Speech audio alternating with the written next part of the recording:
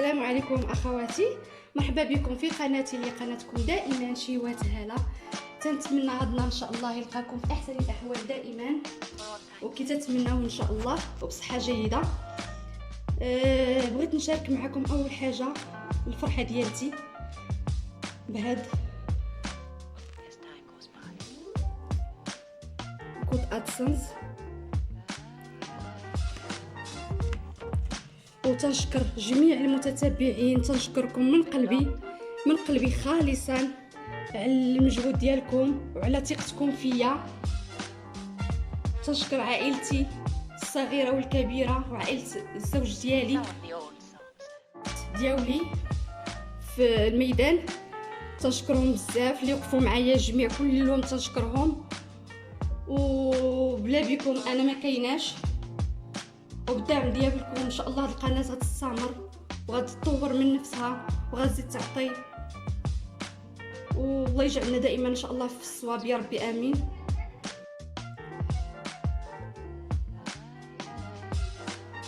ودابا ان شاء الله تنقدم لكم هاد الطورطه بهاد المناسبه السعيده ديال وصول ديال الكود، وبمناسبه اخرى عيد ميلاد بنتي ندى، وتنتمنى ان شاء الله تعجبكم وتنال استحسانكم باذن الله واحد الاحد.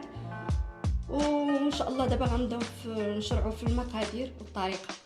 عندنا 4 البيضات يكونوا كبارين الحجم الكبير ويكونوا في حراره المطبخ.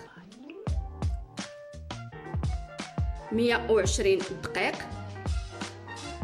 هاد الدقيق هذا تتعبروا 120، تنحاول نبسط لكم، تتعبروا 120 وتزولوا منهم 2 معالق ديال الدقيق وتضيفوا بلاصتهم الكاكاو، 2 معالق ديال الكاكاو. 120 غرام ما بين الدقيق والكاكاو. 120 غرام ديال سكر حبيبات وفانيليا.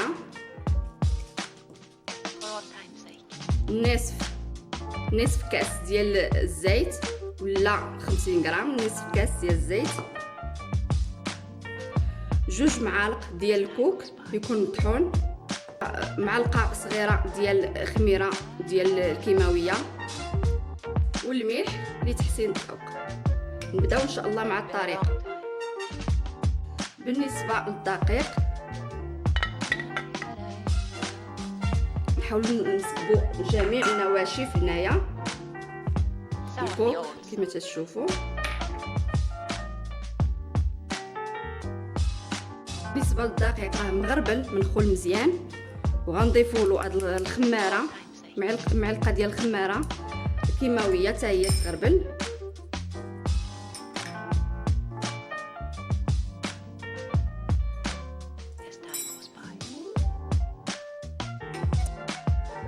الحليب المجفف حتى هو خاصو يتغربل.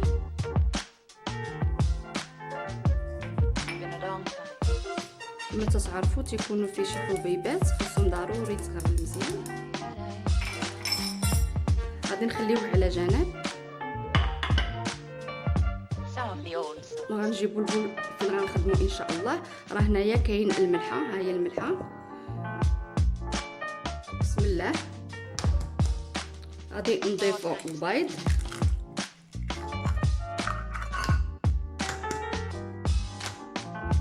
بالنسبه للبيض ضروري يكون في حراره المطبخ.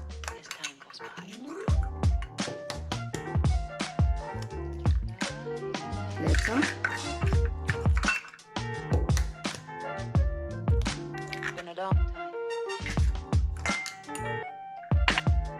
غادي نطربوا شويه البيض.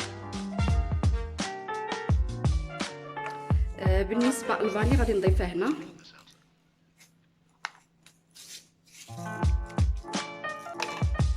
بقى نضيف بشويه بشويه ان شاء الله. حنا تنطربوا في الخليط ديالنا. غادي نبداو نطرب في هذا الخليط البيض والسكر والفاني حتى يتضاعف الحجم ديالو، وتضاعف الكثافه ديالته ان شاء الله، ونتلاقاو.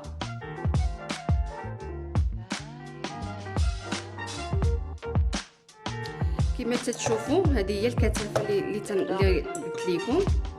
هكا خاصو يكون تضرب ان شاء الله. اذا في هذه الاثناء هذه غادي نبقاو نضيفوا الزيت، نصف الكاس، قليلا قليلا بشويه بشويه غنبقاو نضيفوه. بالنسبه تطربت البيض بركه عليه ان شاء الله. صافي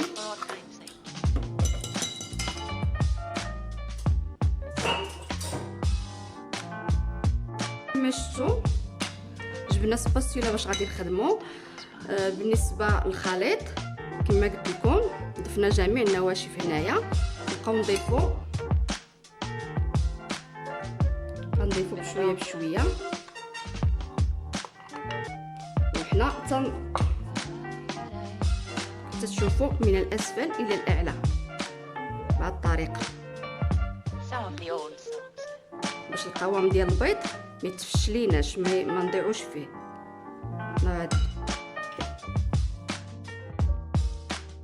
ممكن انكم تعوضوا الكوك بكاوكاو محمر ومطحون ولا اللوز.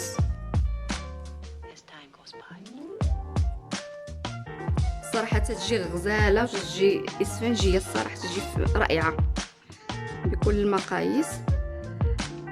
بالنسبه لاجينواز راني كديرها في القناه، لاجينواز الاصليه بدون زيت. ان شاء الله غادي نخليها لكم في صندوق الوصف. كما شفتوا التطريب ضروري من التحت هكا الى الاعلى. حنا تنقيسوا البول باش ما نخليوش فيه الدقيق. بالنسبه للدقيق راه منخول مغربل مزيان.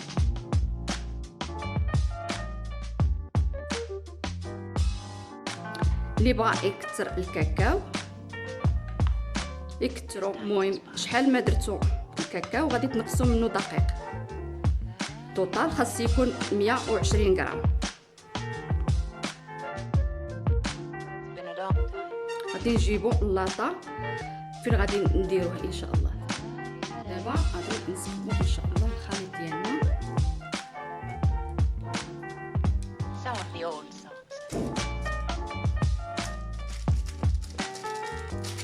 نحاولوا نسرحوه على اللاطه.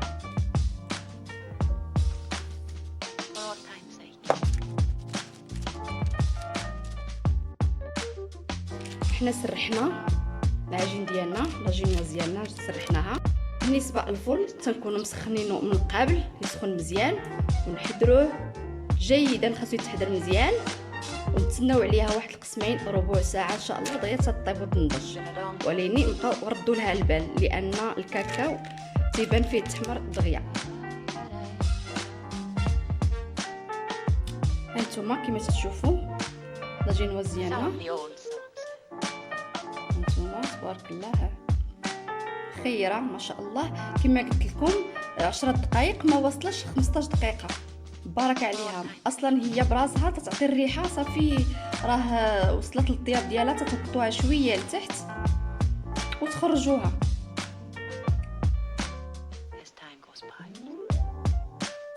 دابا ان شاء الله غادي نزولوها باش تشوفوا كيفاش تزول. تزول بسهوله. نتوما شوفوا معايا، ما درت لها لا زيت لا زبده لا والو. البابي سوف فريزي ما درت له حتى حاجه. نتوما بسهوله تزول.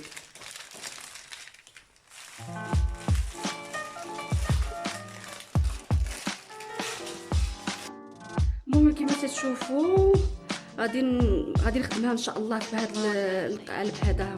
ها هو كما تشوفوا ديال القليب راه فيه الزياده والنقصان. ها هو كما شفتوا. كل واحد يدير القلب اللي عنده، اللي متوفر عنده عادي ان شاء الله، وعلى حسب الاختيار كل واحد فيكم. المهم الفكره. دابا راني قديتو غادي نقطعو ان شاء الله.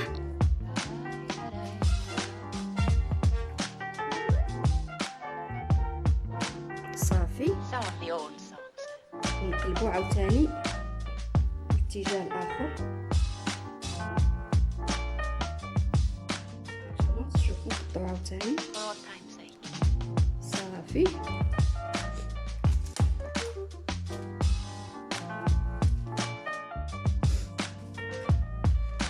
هانتوما تشوفوا ما شاء الله كيفاش جات. هانتوما غزاله منا قلبتها هانتوما ما تهرست ما والو ما شاء الله. لهنا 250 غرام ديال الجبن.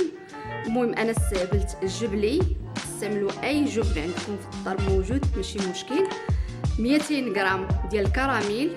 بالنسبه للكراميل وحليب نيسلي، الحليب المركز راه عندي في القناه. بالنسبه للكريمه انا استعملت هذه النوعيه هولالا، غادي نستعمل فيها 500 غرام. هنايا هاد العلبه فيها 1 لتر. نبداو ان شاء الله على بركه الله. اول حاجه غادي نديرو هي القشطه. نطربو القشطه ديالتنا.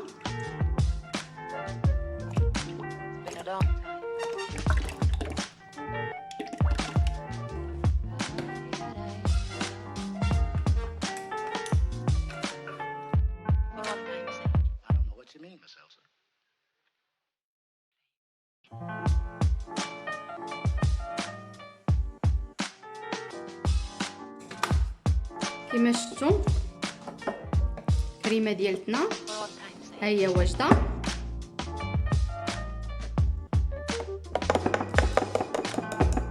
نخليوها ان شاء الله على جنب. نغطيوها ببلاستيك غذائي باش ما تشمليناش الريحه، ونخليوها تما كاينه ان شاء الله ريت ما نوجدوا الكريمات الجبنه ان شاء الله. نضيفوا الجبنه ديالتنا.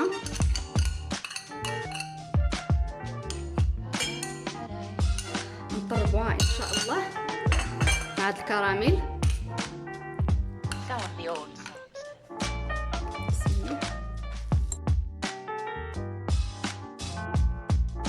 ان شاء الله غادي نبقى تنطرب فيها واحد 10 دقائق هكاياك. ضروري تطربوها واحد 10 دقائق ونتلاقاو. هذا هو القوام اللي غادي يكون عليه. شوفوا تبارك الله القوام كاين شحال زوين. دابا صافي سالينا من التطريب تاعو. جبنا الكريمه ديالتنا من الثلاجه. غادي نبقاو نضيفو من الخليط اللي طربنا ديال الجبنه مع الكراميل. نضيفو جزء بجزء. حنايا تنطلعو من الفوق للاسفل الى الاعلى كما غاديين هكا حتى يندمج لينا هاد المكونات كاملين ان شاء الله.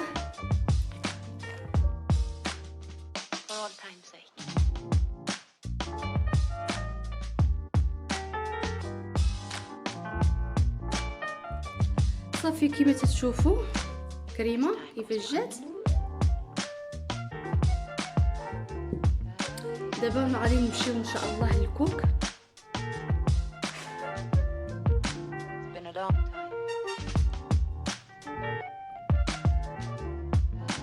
بالنسبه للطبق اللي غادي نديرو في الوسط ديال الكاطو ديالنا، عندنا هنا 250 غرام ديال الكوك. ها هو الكوك راه مطحون طحنتو، وكاس عمر ديال النيسلي. تشوفوا نضيف بشويه بشويه وانا تنجمع.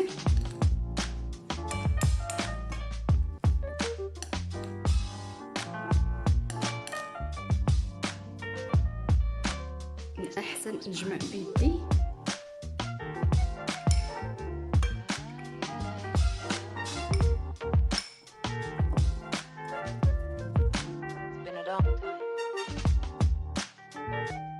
بالنسبه للعبار راه مضبوط نيشان جات تشوفوا.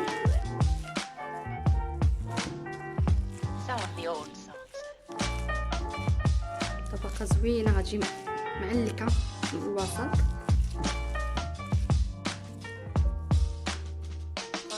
صافي كما تشوفوا جبنا القالب اللي غادي نخدموا فيه. هذا اللي بغيت لكم نقليب. نهزوا العجين ديالنا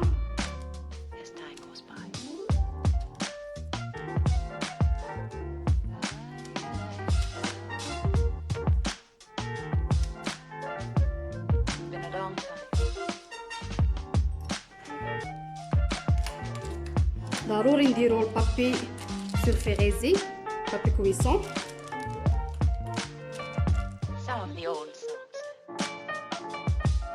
وغادي هكا تنعسو فيها. فاش تشوفوها تتلصق ليكم ديروا لها شويه الماء من هنايا، غير شويه، هانتوما تتبقى تلصق ما والو كما تشوفوا. زولت الخام تنعاون بالدلاك، نعسها مزيان بالدلاك. العمليه راه سهله.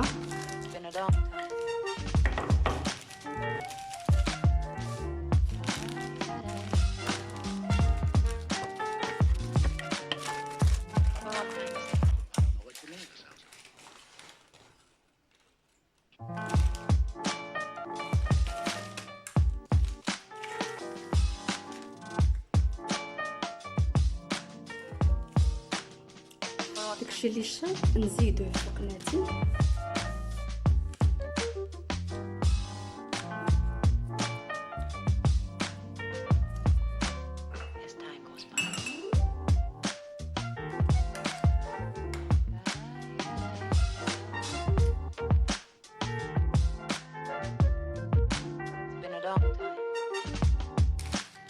هانتوما كما تشوفوا ها هي واجده عندنا ان شاء الله. غادي نحتفظوا بها جانبا، تنبغيوها باش نستعملوها ان شاء الله.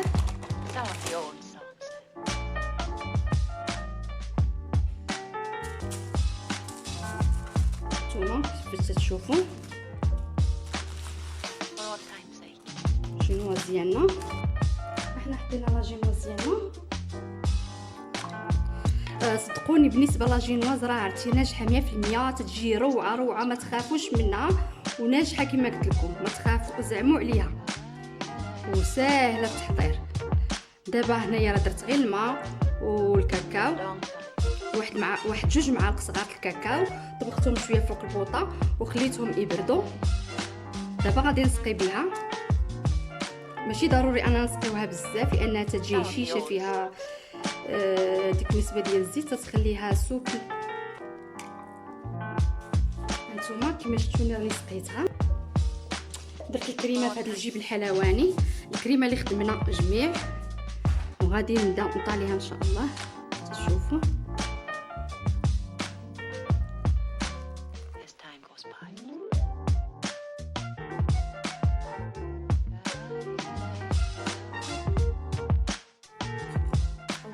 بسباسيون.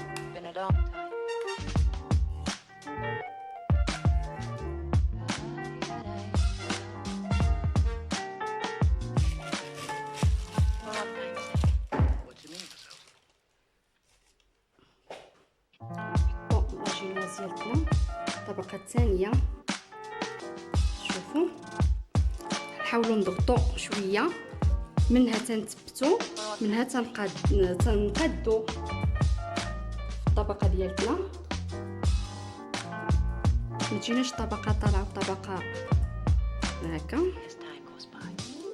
تشوفوا نعاود نفس الطريقه نسقيها.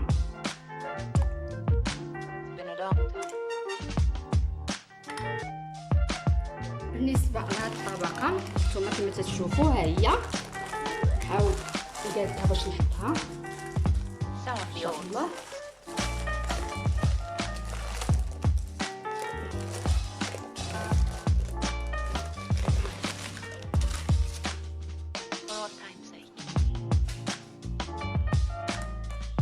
نتوما كتشوفوا راه تنهزوها بسهوله، تحط بسهوله.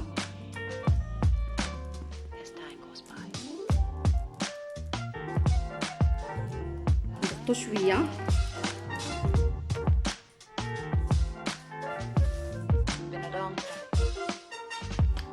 دابا نجيبو الكريمه، غادي نعملو طبقه كريمه اخرى.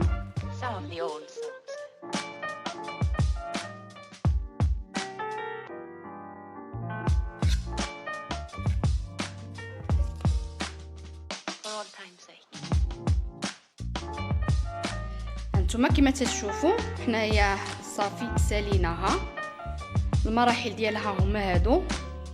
ان شاء الله دابا غادي نديروها في المجمد، تقبط راسها مزيان واحد الليله كامله باش ان شاء الله ننتقلوا نديروا الكلاصاج ديالها ان شاء الله. دابا ان شاء الله غادي ننتقلوا للكلاصاج اللي فيه 100 غرام ديال القشطه الطريه، 120 غرام ديال السنيده سكر حبيبات، معلقه صغيره عامره ديال النشا، 120 غرام ديال الماء،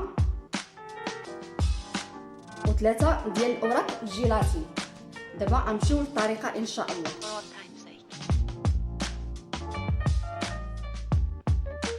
غنديرو هنا شويه الماء، شوفوا نذوبو فيه بعدا هاد المايزينا، هاد المعلقه عامره ذوبي مايزينا. الماء بارد باش تذوبي لنا مزيان ما تعطيش الكوار.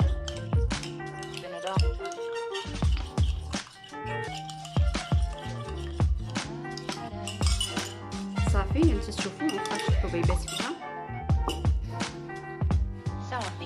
شتوني درتو هنايا. غادي ننتقلوا للكلاصاج ديالنا باش نخدموه. كما تشوفوا فوق النار نديروا السكر ديالنا باش يذوب، نوزعوه بطريقه متساويه ونخليوه يذوب. كما تشوفوا ها هي دابت. تشوفوا دابا هاد شويه نذوبوا بالملعقه الخشبيه هكا.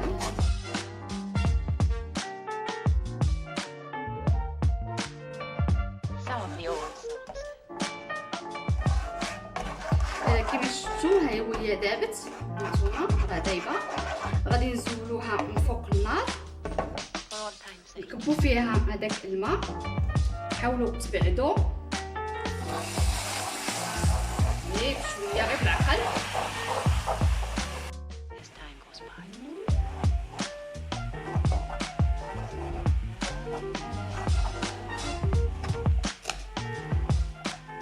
التكوار هذا ما تخافوش منه، راه غادي يذوب.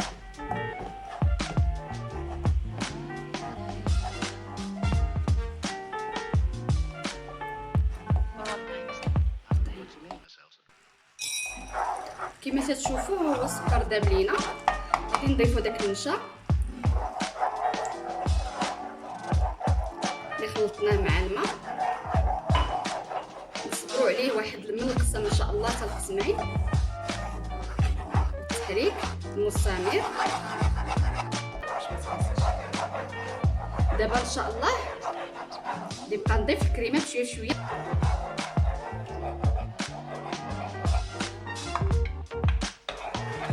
مع التحريك المستمر. راني ضفت الجيلاتين صافي بركه عليه. راني ضفت الجيلاتين ها هو راه دار. ننتظروا عليه، نديروه في شي بول ولا شي حاجه يبرد شويه يرجع دافي باش نسكبوه ان شاء الله في الكريمه. نسكبوه على الكريمه. دابا الكريمه ديالتنا رجعت في حراره معتدله. ان شاء الله غادي نبداو وفيها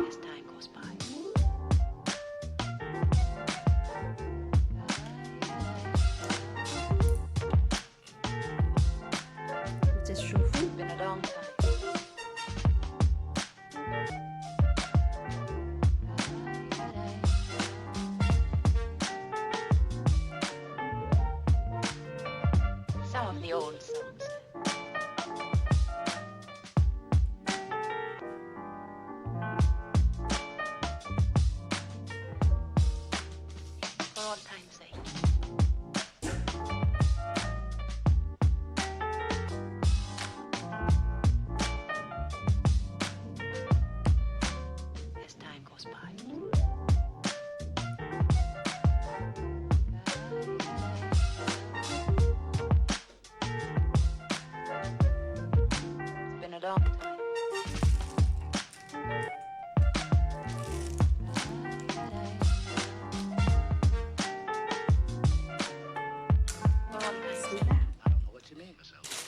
شوفوا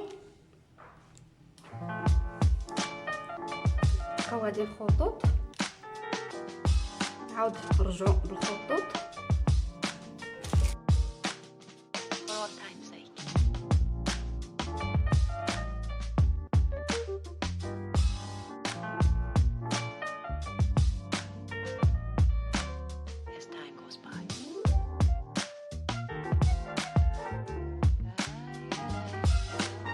تشوفوا هذه هي الطورطه ديالتنا. هذا هو الزي اللي درت لها. بالنسبه للزي راه بسيط وسهل. بالنسبه لهاد الوريضه درت عباره عن بحال قرص غير بالملعقه في البابي كويسون، ولبستو لبسوه واحد المول ما يكون معوج ولا مهم داير. عملتو انا في القالب ديال لي تويل فين درتو ساهل ماهل. بالنسبه لهاد الديكور هذا بواحد المشيطه تتباع عند الحلواني، تديروا مورسو ديال الشوكولا وتتهبطوا بها وتتلويوها بالشكل اللي بغيتو. ساهل ماهل الصراحه، وتبارك الله النتيجه رائعه. دابا ان شاء الله غادي نقطعوا واحد المورسو باش نشوفوا الطرطه ديالتنا.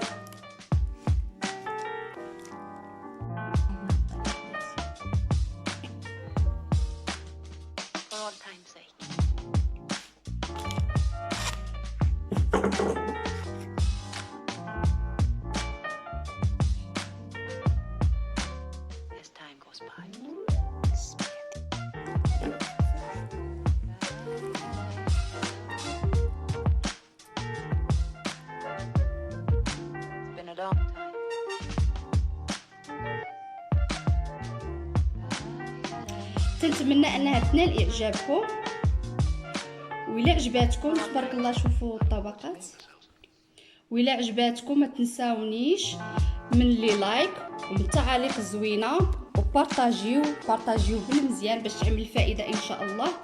وان شاء الله مازال كاين الجديد والجديد ان شاء الله، وبصحه والراحه.